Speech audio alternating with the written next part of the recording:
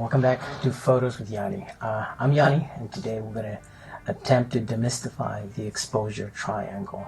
Dun dun dun. So a lot of people who start photography, they keep hearing items like aperture, shutter speed, ISO, exposure compensation.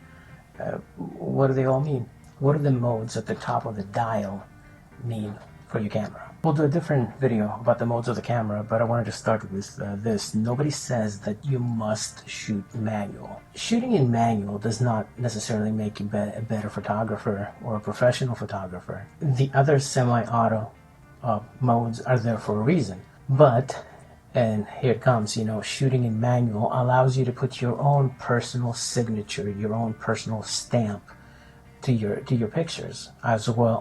When you combine that with your editing, that makes that makes your images yours, and that separates them from everybody else's. At this point, I wanted to tell you, if you like the video, you want to subscribe to our channel, it's going to help us tremendously. It helps with the algorithm, how YouTube is. So in order to understand the triangle, you have to start at the beginning. What is photography? Photography is the manipulation of light. You manipulate the light that hits the sensor in your camera. In order to manipulate the light, we're given 3 different tools to do it. We have shutter speed, aperture, and ISO. All of those 3 things control different aspects of the photographic picture, but they also control light. And this is really crucial to understand.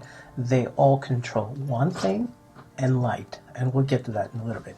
One controls the motion, the other one controls the depth of field, and the third one controls the sensor gain. Let's begin. Shutter speed. Shutter speed controls motion and light. Do you want to shoot birds? You need to have a fast shutter speed. Generally speaking, it's measured as 1 over something.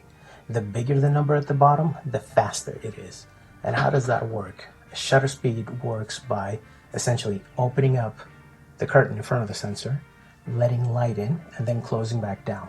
The faster this happens, the less light hits the sensor. This is crucial. It means that you have less light to deal with. The slower your shutter speed, the more light you leave in the sensor, but also you run the risk of having blurry images. Here's a good tip, a rule of thumb. Whatever your focal length is, multiply that by 2, and that should be your shutter speed. So let's say if you're shooting at 70 millimeters, you should be shooting at 1 over 140, 1 over 160. That will eliminate the camera shake that your hands generate. 1 over 140, slower shutter speeds for portraits, for landscapes. Those are good. Those are perfect, actually. So with shutter speed, we can control motion and light. Here's a good example of shooting a bird in flight. Look at the settings. Here's also another good example of taking some artistic freedom with shutter speed, making it slower and creating those little trails. Gives you a little bit of a blur. Number 2, aperture. A lot of people get confused with this one. Just what exactly does aperture mean? Aperture controls the depth of field, what is in focus and what isn't in focus.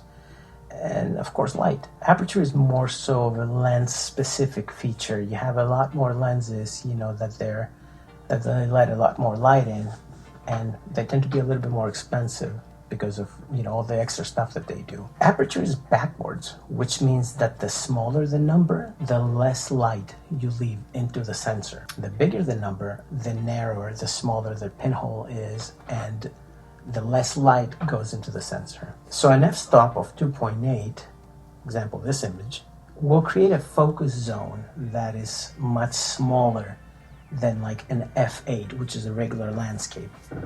So try to visualize the image in front of you, and let's say you're sitting on a beach and there's a little rock, and then there's the beach over there. So what you want to do is, if you focus on the rock between yourself and the beach, and you want to use a wide aperture, which is like, let's say, an f2.0, the background may be blurred out. Now, if you focus again on the rock and you use a more narrower aperture, like an f8, then everything will be in focus. And aperture is a little bit weird like that. It has focus zones. Wherever you focus, the wider the aperture is, the smaller the focus zone will be. The bigger the number is, the wider the focus zone will be. I hope that made sense. So if your aperture is narrower, the number is bigger, and you want to let more light in, you would slow down your shutter speed. See how those two are working together? Now keep this in mind, because when we go to the third part, this is going to make a little bit much more sense. So you have your shutter speed and your aperture right now. The faster your shutter speed is, the less light you leave in. The narrower your aperture is, the less light you let in too. So if you have these two and you want to let more light, you're either going to have to slow down your shutter speed or open your aperture. But if you slow down your shutter speed, you introduce blur. And if you open your aperture, your focus zones become smaller. 3. ISO, aka sensor sensitivity. The easiest way to picture this is like a volume button on your stereo. So the acceptable ISO levels are between 1 and 400. So let's say you play a song and you have it at volume 10 and you want to crank up the volume so everybody can listen to it. After a certain point, the speakers are going to start popping. The quality of the sound is going to degrade. And this is exactly what happens with ISO as well. After the more gain you use into your image, the more you push ISO, the more noise you introduce into your image, to the point that you start losing artifacts, you start losing information and whatnot. Wolf from Photography Beginners Group actually takes ISO and throws it out the window, and I agree with him on that one. We use scene exposure, so during the daytime, you have the perfect scene exposure, ISO 100, you want to keep it at that. Only as a last resort, you want to increase your ISO. And what would be the last resort, right? Let's have an example. Here's a bird. This particular image had a decent aperture because I couldn't get a wider aperture because of the setup that I had. I think it was f5.6 or something. And I even used the slow shutter speed, 1/400 maybe. And still, the ISO, because there was not enough light, was 1000. For that image, I could have probably used the slower shutter speed and gotten away with it just to decrease the ISO. But what happens if the bird starts moving? What happens in that situation? So if this was a bird in motion, and I would have doubled or tripled my shutter speed, then the ISO would be 32 to 6400. Newer cameras can handle it better, but ISO should be bumped up as a last resort. So I hope all this made sense. All these dials control light, and to an extent, each other. You want to freeze motion? Fantastic. Faster shutter speed, but you're losing light.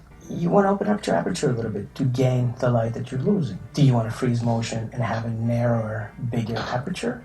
Bump the ISO. Here's some rule of thumbs though.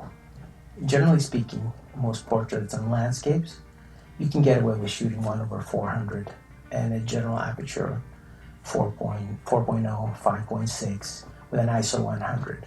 For landscapes and portraits, you can even use a tripod and use a much slower shutter speed, 1/100, 1/160, which leave much more light in. When you get into night shots, that's when the trouble begins. And you definitely need a tripod and lots of light, lots and lots of light. But that's a whole other video that we'll get to some other time. So write your comments below, questions, let's talk. And as always, like, subscribe, and I will see you next time. This is Photos with Yanni, and I'll see you soon.